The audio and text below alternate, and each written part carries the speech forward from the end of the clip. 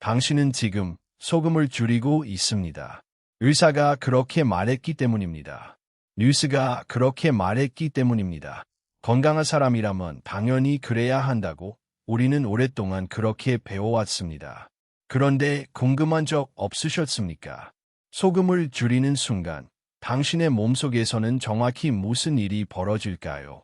체중계 숫자가 며칠 만에 훅 떨어집니다. 사람들은 그것을 보고 기뻐합니다. 역시 소금이 문제였어. 하지만 그 숫자가 사라진 이유를 아는 사람은 많지 않습니다. 지방이 사라진 게 아닙니다. 더 근본적인 무언가가 더 빠르게, 더 조용히 당신의 몸을 빠져나갑니다. 그리고 그 사라짐은 우리가 생각하는 것보다 훨씬 더 깊은 곳에서 훨씬 더 오래된 이야기와 연결되어 있습니다. 리처드 파이만은 언젠가 이렇게 말한 적이 있습니다.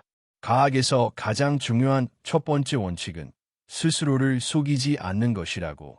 그리고 스스로를 속이기 가장 쉬운 사람은 다른 누구도 아닌 바로 자기 자신이라고. 오늘 우리가 다룰 이야기는 정확히 그 지점에서 시작합니다. 우리는 소금에 대해 안다고 생각합니다. 줄이면 좋고 많이 먹으면 나쁘다. 하지만 그 단순한 문장 뒤에는 우리 몸이 수백만 년에 걸쳐 설계해온 정교한 생존 시스템이 숨어 있습니다. 지금부터 소금을 줄일 때 당신의 몸에서 가장 먼저 사라지는 것이 무엇인지, 그리고 그것이 왜 사라지는지 처음부터 끝까지 함께 들여다보겠습니다. 여기 하나의 럭설이 있습니다. 우리는 소금을 위험한 물질처럼 취급합니다. 혈압을 높이고 심장에 부담을 주고 되도록 멀리해야 할 대상으로. 하지만 소금 없이는 인간이라는 존재 자체가 성립하지 않습니다. 당신의 심장이 뛰는 것도, 뇌에서 전기 신호가 오가는 것도, 근육이 수축하는 것도 전부 나트륨이라는 이온이 세포막을 넘나들기 때문에 가능한 일입니다. 나트륨이 없으면 신경은 신호를 전달할 수 없고, 신경이 신호를 전달하지 못하면 생각도, 움직임도, 심장 박동조차도 존재할 수 없습니다. 그런데 동시에 나트륨을 지나치게 많이 섭취하면 혈압이 오르고 혈관이 손상되고 심혈관계에 부담이 쌓입니다. 생명 유지에 필수적인 물질이면서 동시에 과도하면 생명을 위협하는 물질. 이것이 소금의 첫 번째 럭설입니다. 그리고 여기서 두 번째, 더 미묘한 럭설이 등장합니다. 우리는 소금을 줄이는 것이 오직 좋은 일이라고만 생각합니다. 그런데 이 소금을 줄이자마자 몸은 즉각적으로 마치 위기 상황을 맞은 것처럼 반응하는 걸까요? 왜 어떤 사람은 소금을 줄인 며칠 동안 어지럽고 기운이 없고 머리가 멍하다고 느낄까요? 왜 우리 몸은 정제되지 않은 소금 섭취량의 변화에 이토록 예민하고 즉각적으로 반응하도록 설계되어 있을까요? 답을 찾기 위해서는 소금을 줄일 때 우리 몸에서 가장 먼저, 가장 빠르게 빠져나가는 것이 정확히 무엇인지부터 알아야 합니다. 그것은 지방이 아닙니다. 근육도 아닙니다. 바로 물입니다. 하지만 이것은 단순한 물 빠짐이 아닙니다. 이것은 당신의 몸 전체를 순환하는 혈액의 부피, 그리고 그 혈액을 통제하는 정교한 호르몬 시스템 전체가 움직이는 이야기입니다. 이제 실제로 우리 몸 안에서 무슨 일이 벌어지는지 과학이 확인한 사실을 따라가 보겠습니다. 먼저 기본적인 사실 하나. 나트륨은 몸속에서 혼자 움직이지 않습니다. 나트륨이 있는 곳에는 항상 물이 따라옵니다. 이것은 삼투압이라는 물리적 원리 때문인데 뒤에서 좀 더 깊이 다루겠습니다. 지금은 이렇게만 기억해 두시면 됩니다. 나트륨 농도가 높은 쪽으로 물은 자연스럽게 이동합니다. 우리가 소금을 많이 섭취하면 혈액 속 나트륨 농도가 일시적으로 올라갑니다. 그러면 몸은 그 농도를 다시 정상 범위로 맞추기 위해 물을 붙잡아 둡니다. 결과적으로 혈액의 부피, 즉 혈장량이 늘어납니다. 반대로 소금 섭취를 줄이면 이 시스템이 반대 방향으로 작동합니다. 여기서 핵심 조절자가 등장합니다. 바로 신장, 그리고 신장을 지휘하는 호르몬 체계입니다. 이 체계에는 이름이 있습니다. 레닌안지오텐신 알도스테론 시스템, 줄여서 RES라고 부릅니다. 낯선 이름처럼 들리지만 원리는 단순합니다. 혈압이 떨어지거나 혈액 속 나트륨 농도가 낮아지는 것을 신장이 감지하면 신장은 레닌이라는 효소를 분비합니다. 이 레닌은 혈액 속의 단백질을 안지오텐신이라는 물질로 바꾸고 이 안지오텐신은 다시 부신을 자극해 알도스테론이라는 호르몬을 만들어냅니다. 알도스테론의 임무는 명확합니다.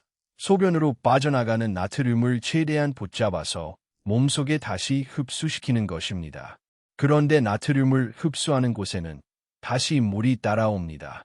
정상적인 상황이라면 이 시스템은 며칠에서 몇 주에 걸쳐 새로운 균형점을 찾아갑니다. 소금 섭취가 줄어드는 초기에는 몸이 아직 이 새로운 환경에 완전히 적응하지 못한 상태입니다. 이 적응 기간 동안 체내에 저장되어 있던 여분의 수분, 그리고 그 수분과 함께 존재하던 나트륨이 소변을 통해 빠져나갑니다. 이것이 바로 소금을 줄이자마자 체중이 눈에 띄게 줄어드는 이유입니다. 지방이 타서 사라진 것이 아니라 몸이 붙잡고 있던 수분이 빠져나간 것입니다. 이 현상은 특히 평소에 나트륨을 많이 섭취하던 사람일수록 더 뚜렷하게 나타납니다. 몸이 그동안 유지해온 여분의 수분 저장고가 컸기 때문에 그것이 빠지는 양도 그만큼 큽니다. 그리고 이 과정에서 혈압도 함께 낮아집니다. 혈액의 부피가 줄어들면 혈관 벽에 가해지는 압력도 자연히 줄어들기 때문입니다. 이것이 소금 섭취를 줄이는 것이 고혈압 관리에 도움이 되는 핵심적인 이유 가운데 하나입니다. 이는 여러 임상 연구를 통해 반복적으로 확인된 비교적 잘 정립된 생리학적 원리입니다. 하지만 바로 이 지점에서 어떤 사람들은 예상치 못한 신호를 경험합니다. 어지러움, 피로감, 순간적인 무기력함, 특히 앉아있다가 갑자기 일어설 때 핑 도는 느낌을 받는 경우도 있습니다. 이것은 혈액량이 줄어드는 속도에 비해 혈관이 그 변화에 적응하는 속도가 아직 따라가지 못했을 때 나타나는 일시적인 현상입니다. 대부분의 건강한 사람에게는 이 적응이 비교적 빠르게 이루어지지만 이미 나트륨 수치가 낮거나 특정 약물을 복용 중이거나 신장이나 심혈관계에 기저질환이 있는 사람의 경우에는 이 변화가 더 크게 느껴질 수 있고 극단적인 경우 저나트륨혈증이라는 상태로 이어질 위험도 있습니다. 이것은 반드시 전문가의 관리 아래 접근해야 하는 영역입니다. 그렇다면 질문이 남습니다. 왜 우리 몸은 소금 하나에 이토록 정교하고 즉각적인 시스템을 갖추고 있을까요? 이 답을 찾기 위해서는 우리는 지금의 마트와 냉장고를 벗어나 수십만 년 전의 인류에게로 돌아가야 합니다. 인간의 몸을 설계한 것은 오늘의 우리가 아닙니다.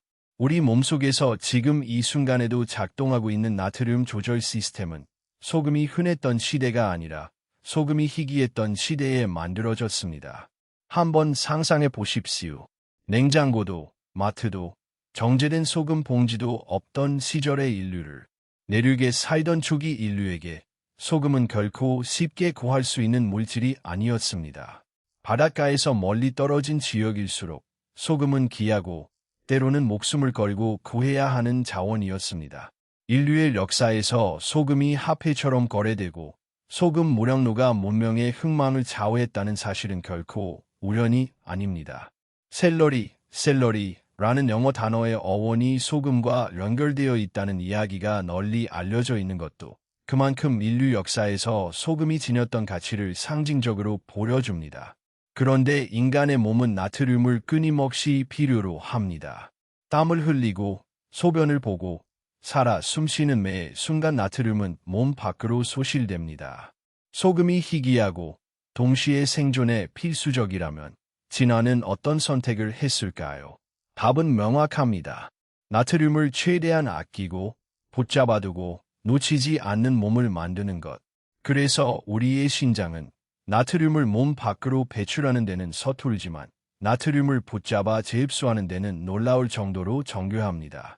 알도스테론 시스템은 나트륨이 조금이라도 부족해지는 낌새가 보이면 즉각 작동해서 단 한 톨의 나트륨도 헛되이 흘려보내지 않으려 합니다. 그리고 이것은 단순히 신자만의 이야기가 아닙니다. 우리의 뇌 역시 나트륨이 부족해지면 그것을 갈망하도록 설계되어 있습니다.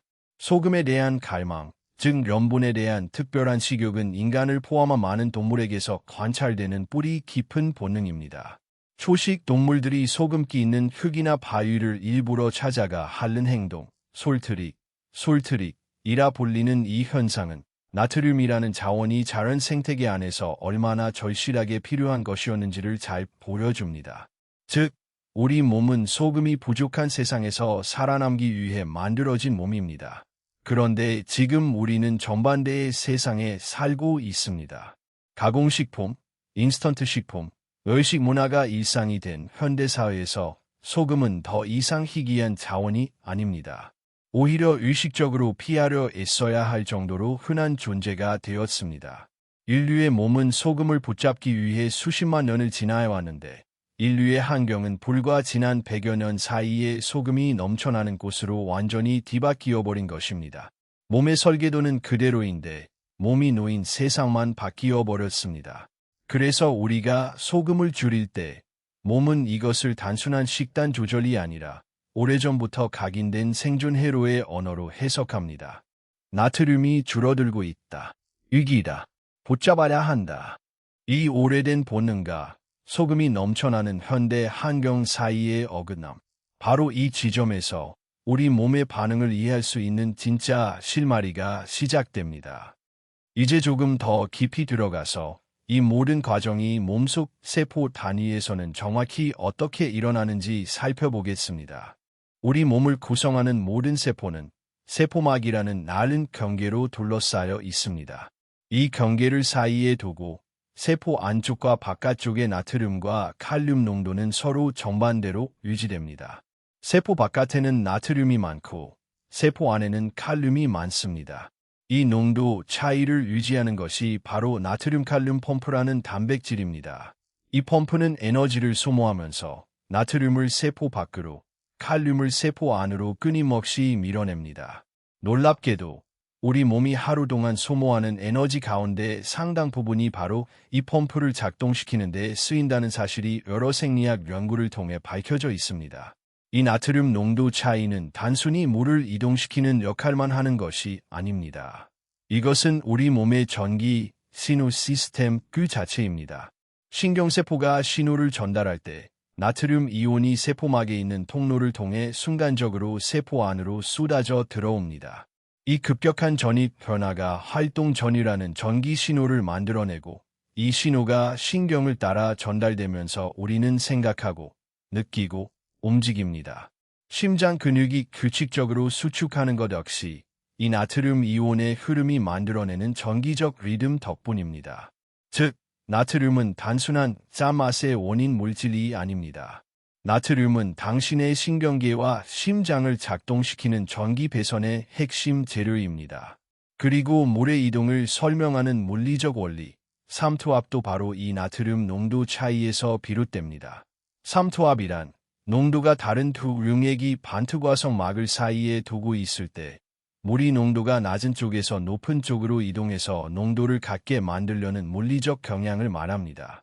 혈액소 나트륨 농도가 변하면 혈관과 세포 사이, 그리고 혈관과 조직 사이에서 물은 이 농도 차이를 없애는 방향으로 끊임없이 이동합니다. 우리가 소금을 줄였을 때 몸 안에서 물이 재배치되고 빠져나가는 현상은 바로 이 삼투압이라는 물리 법칙이 생물학적 시스템 안에서 실제로 작동하고 있는 모습입니다. 한 가지 더 흥미로운 사실이 있습니다. 신장에는 헨네골이라는 매우 정교한 구조가 있는데 이 구조는 물과 나트륨의 농도 차이를 이용해서 마치 정밀한 필터처럼 소변을 농축하거나 희석하는 역할을 합니다. 소금 섭취가 줄어들면 이 헨네골이와 그 주변 구조들이 나트륨을 더 적극적으로 재흡수하도록 재조정되는데 이 과정이 완전히 새로운 균형에 도달하기까지는 어느 정도 시간이 걸립니다. 바로 이 적응에 걸리는 시간 때문에 소금을 줄인 직후의 며칠은 몸이 아직 이 설정과 새 설정 사이에서 조율하는 과도기가 됩니다. 그리고 이 과도기 동안 우리는 체중의 변화, 혈압의 변화, 그리고 때로는 어지러움 같은 감각을 통해 세포 단위에서 일어나고 있는 이 물리적 재조정을 몸으로 느끼게 되는 것입니다. 그런데 이 모든 변화를 지휘하는 것은 신장이나 호르몬만이 아닙니다. 우리의 뇌 역시 소금과 매우 깊고 오래된 관계를 맺고 있습니다. 뇌 안쪽 깊숙한 곳에는 시상하부라는 영역이 있습니다. 이곳은 우리 몸의 항상성, 즉 체온, 갈증, 배고픔, 그리고 나트륨 균형 같은 기본적인 생존 조건을 감시하고 조절하는 사령탑 역할을 합니다. 시상하부에는 혈액소 나트륨 농도와 삼투압의 변화를 감지하는 특수한 신경세포들이 존재합니다. 이 세포들이 나트륨 농도가 낮아졌다는 신호를 감지하면 뇌는 두 가지 반응을 동시에 일으킵니다. 하나는 앞서 이야기한 호르몬 시스템을 통해 신장의 나트륨을 붙잡으라는 명령을 내리는 것이고, 다른 하나는 우리의 행동을 바꾸는 것입니다. 바로 소금에 대한 갈망, 짠맛에 대한 욕구를 끌어올리는 것입니다. 이것은 갈증이 작동하는 방식과 매우 비슷합니다. 몸의 수분이 부족해지면 뇌가 갈증이라는 감각을 만들어내어 물을 마시게 만드는 것처럼, 나트륨이 부족해지면 뇌는 짠맛에 대한 갈망을 만들어내어 우리가 자연스럽게 소금기 있는 음식을 찾도록 유도합니다. 그리고 여기서 조금 더 흥미로운 이야기가 이어집니다. 우리가 짠맛을 느끼는 감각, 즉 미각 그 자체도 고정된 것이 아니라는 사실입니다. 혀의 미각 수용체는 시간이 지나면서 우리가 평소에 노출되는 소금의 농도에 맞춰 그 민감도를 재조정합니다. 이것을 미각의 적응 혹은 수능이라고 부를 수 있습니다. 평소에 짠 음식을 많이 먹던 사람은 미각 수용체가 높은 나트륨 농도에 익숙해져 있기 때문에 lid만큼 짠 음식이 아니고서는 짜다고 느끼지 못합니다. 반대로 소금 섭취를 점진적으로 줄여나가면 미각 수용체는 점차 더 낮은 농도에도 민감하게 반응하도록 재조정됩니다. 그래서 어느 순간부터는 예전에는 심심하다고 느꼈던 음식이 충분히 간이 맞다고 느껴지고, 반대로 예전에 즐겨 먹던 짠 음식은 지나치게 짜다고 느껴지게 됩니다. 이 현상은 신경가소성이라는 더 큰 개념과 맞닿아 있습니다. 우리의 뇌가 감각신경계는 고정된 하드웨어가 아니라 반복되는 경험에 따라 스스로의 반응 기준을 끊임없이 재조정하는 살아있는 시스템입니다. 여기서 우리는 중요한 사실 하나를 깨닫게 됩니다. 소금을 줄일 때 우리가 느끼는 초반의 불편함, 밍밍하다는 느낌, 뭔가 아쉬운 그 느낌은 몸이 손상되고 있다는 신호가 아닙니다. 그것은 뇌가 무엇이 정상적인 말인가에 대한 기준선을 다시 설정하고 있다는 신호입니다. 몸이 약해지고 있는 것이 아닙니다. 뇌가 새로운 버전의 정상을 학습하고 있는 것입니다. 이제 지금까지 살펴본 조각들을 하나로 모아보겠습니다. 당신이 소금 섭취를 줄이기로 결심한 순간 몸속에서는 이런 일이 연쇄적으로 일어납니다. 혈액 속 나트륨 농도가 서서히 낮아지기 시작합니다. 신장은 이것을 감지하고 레닌과 안지오텐신, 알도스테론으로 이어지는 호르몬 사슬을 가동해서 남은 나트륨을 최대한 붙잡으려 합니다. 하지만 그동안 몸에 쌓여 있던 여분의 수분은 이 새로운 균형에 맞춰 서서히 몸 밖으로 빠져나갑니다. 그 결과 체중이 줄고 혈액의 부피가 줄고 혈관에 가해지는 압력이 낮아집니다. 세포 단위에서는 나트륨과 칼륨의 농도 차이를 유지하기 위한 펌프가 새로운 환경에 맞춰 미세하게 재조정되고, 삼투압의 원리에 따라 물 분자들이 조직과 혈관 사이에서 다시 배치됩니다. 그리고 뇌에서는 시상하부가 이 모든 변화를 감시하면서 소금에 대한 갈망을 조율하고, 혀의 미각 수용체는 새로운 나트륨 농도에 맞춰 자신의 민감도 기준선을 서서히 다시 설정합니다. 이것이 바로 소금을 줄일 때 몸에서 가장 먼저 사라지는 것의 정체입니다. 가장 먼저 사라지는 것은 지방이 아닙니다. 근육도 아닙니다.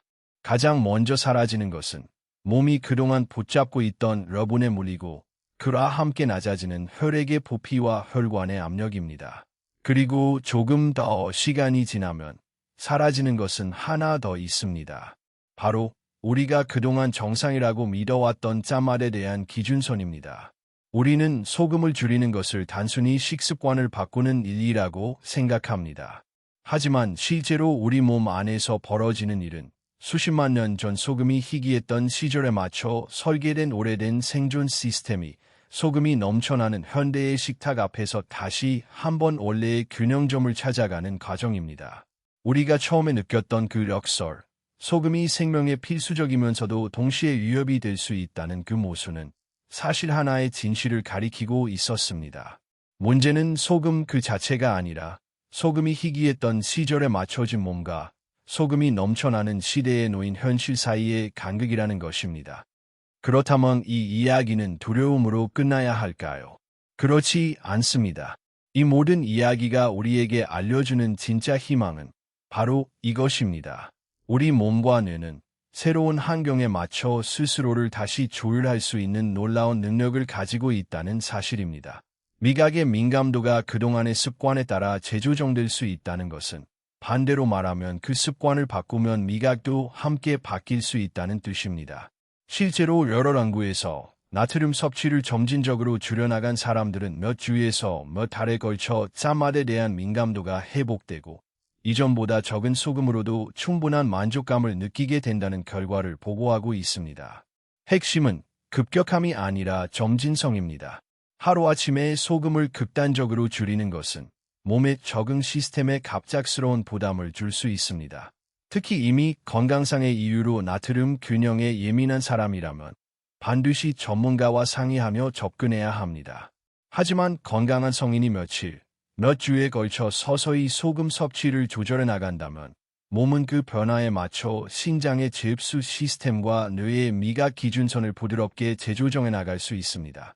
그리고 이 과정에서 초반에 느껴지는 어지러움이나 밍밍함, 아쉬움 같은 감각들은 실패의 신호가 아니라 적응이 진행되고 있다는 증거로 이해할 수 있습니다.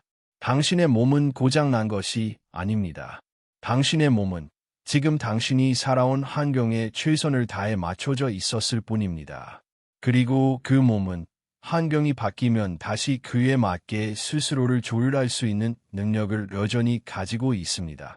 한때 배웠던 것은 다시 새롭게 배울 수 있습니다. 리처드 파인만은 평생 동안 눈에 보이지 않는 것들의 작동 원리를 이해하려 애썼던 사람이었습니다. 그가 물리학에서 추구했던 태도는 단순했습니다. 표면적인 현상 너머에 있는 진짜 원인을 끝까지 파고드는 것. 오늘 우리가 들여다본 소금 이야기도 마찬가지입니다. 표면적으로 보면 소금을 줄이면 체중이 줄어듭니다. 하지만 그 이면에는 신장과 호르몬, 세포막을 넘나드는 이온, 삼투압이라는 물리 법칙, 그리고 시상하부와 미각 수용체가 함께 만들어내는 수십만 년에 걸쳐 다듬어진 정교한 생존 시스템 전체가 작동하고 있었습니다. 그리고 그 시스템은 소금이 부족했던 아주 오래전 세상을 기준으로 설계되었습니다. 우리는 매일 식탁 앞에 앉아 소금통을 집어듭니다.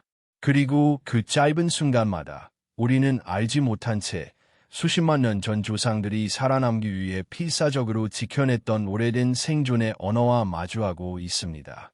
소금 한 톨은 단순한 조미료가 아닙니다. 그것은 인류가 살아남기 위해 걸어온 시간, 그리고 지금 이 순간에도 당신의 심장을 뛰게 하고 당신의 생각을 가능하게 만드는 아주 오래되고 아주 정교한 생명의 언어입니다. 다음에 식탁 위에 소금통을 바라볼 때 아마 당신은 예전과 같은 눈으로 그것을 보지 못할 것입니다. 그 작고 하얀 알갱이 속에는 인류라는 종이 살아남기 위해 새겨온 아주 길고 오래된 이야기가 담겨 있으니까요.